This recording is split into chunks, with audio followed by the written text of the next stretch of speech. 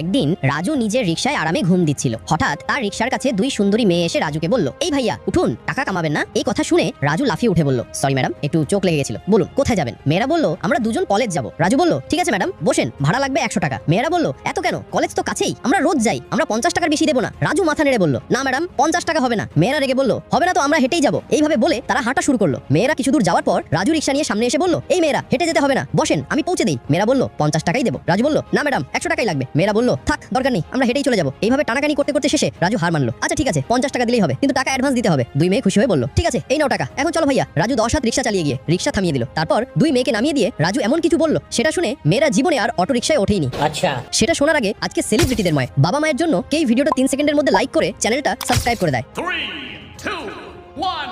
তারপর রাজু বলল, ম্যাডামেরা আপনাদের কলেজে পৌঁছে গেছি। এক মেয়ে আরেক মেয়েকে বলছে, আরে আমরা তো এখনই চললা, এত তাড়াতাড়ি পৌঁছে দিল, এই রিকশাওয়ালার কাছে তো আমরা নিজেরাই লুটে গেলাম।